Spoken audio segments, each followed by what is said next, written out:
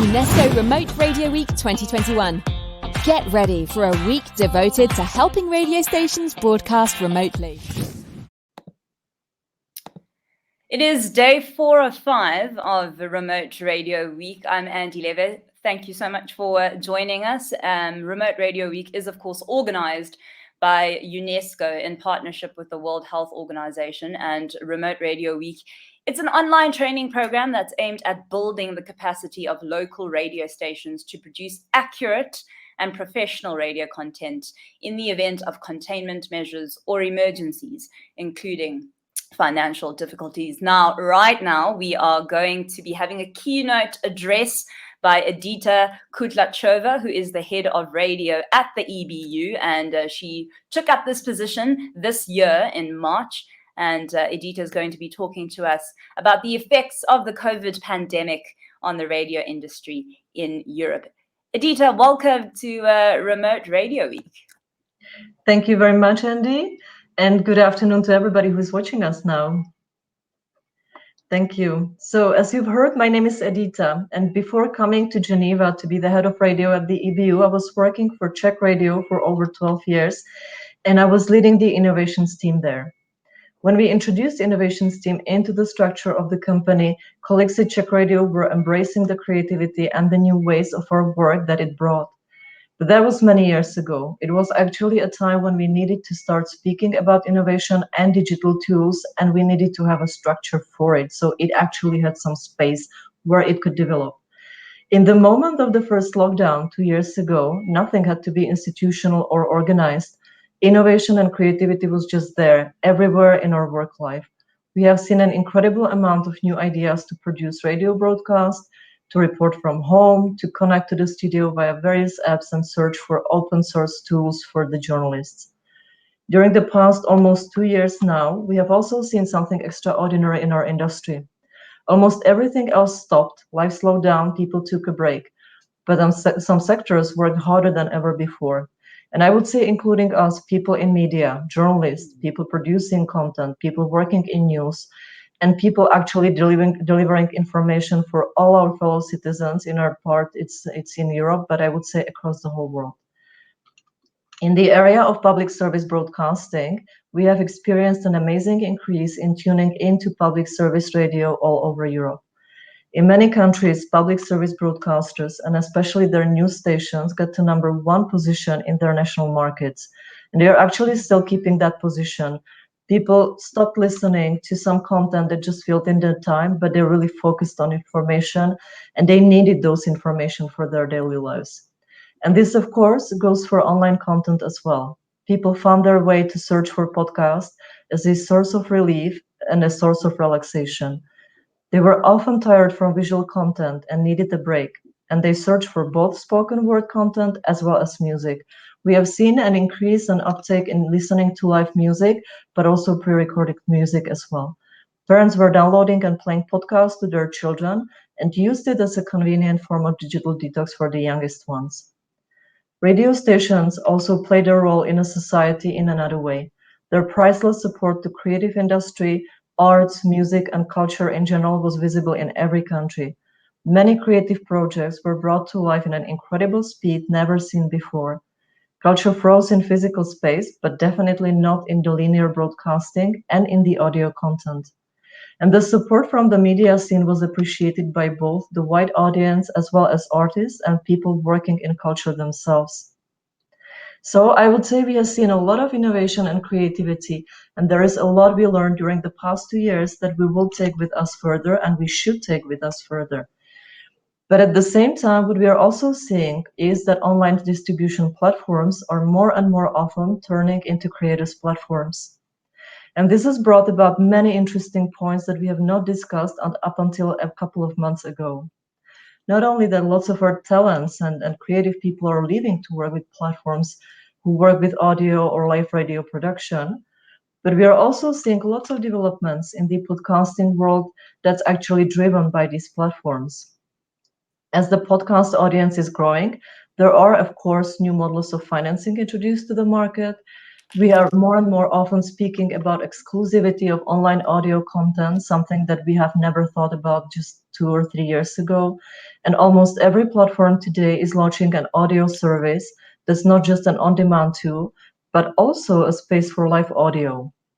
We have all seen probably the enormous marketing hype Clubhouse was able to achieve during the last January, while they spoke about something we have been doing forever. They were just streaming live audio. I think that for us, it's great news that the popularity of both listening to as well as creating new audio content is perhaps at its peak right now, and it's exciting to be part of this environment. But it also brings challenges and interesting decisions on our side. To be actually bold enough to take the plunge and be creative and not hesitant while innovating our models of production, but also our innovative formats. A crucial and existential topic for us in radio is, of course, the future over connected devices, and especially dashboards, but not only. The growth in connected devices and the rapid growth in usage of voice assistants has started to change the way radio and audio services are discovered, accessed, but also produced. I think that now we need to be fast and efficient. The innovation and creativity we have proved during COVID is something that we should bring with us further as well. Being innovative, securing our mission during the times of crisis, like we have just experienced, making sure we innovate also the area of technology and distribution, and most of all, staying relevant to our audience. This all brings an increasing pressure and challenge to our jobs every day, but also a great opportunity and many once-in-a-lifetime moments. We may not see our audience face to face, but when they listen to the voices of our journalists and our hosts, they trust us. And I think that that trust is something precious that makes every effort, every project we work on, every extra hour in the studio or out in the streets worthwhile. And now, before I finish with my keynote, I'd like to share with you one slide. This slide is actually taken from a publication of my colleagues here at the EBU in the research team, and it was a publication on the response of public service radios to COVID. Later on in the session, we'll be speaking about technical innovations and tools for radio journalists and producers. But before we dive into these interesting and important areas, I think it's worth keeping in mind that all of these tools will help us better fulfill our role and support what we brought to people around us just over a couple of months ago, and especially during the lockdown. Thank you very much for listening. Thank you so much, Edita, there for your insights and expertise, talking about, of course, the effects of COVID and how radio has remained probably even more so that trusted confidant, you know, that reliable source, that friend, that companion for so many people, not just in Europe, but literally all over the world. I just want to ask you, though, if there was sort of a trend amongst radio stations that you work with when it came to providing COVID-related content as a way to inform and educate, but also to kind of nullify the fake news and to get everyone, you know, more comfortable, if in a sense. Obviously, it is a pandemic, so everybody had a level of panic. But going back to the relationship that radio forms with people, was there a trend amongst stations where COVID content, COVID-related programming was more prominent? Yes, I think I would divide it into 3 areas. One of them, and that's what I also spoke about, is the culture programming, because there, of course, people needed, as culture stopped, there was literally no concert, nothing going on. So there was lots of creativity how to bring culture on air. So some of the stations were producing concerts themselves without the audience, but streaming it live. We have also seen lots of fundraising campaigns for the culture sector. So, for example, I know about colleagues in Berlin who did, I believe, 48 or 72 hours nonstop show that was just playing for musicians. And when people like that music, they could submit or send their money directly to the open account that was supposed to, donate to the music scene.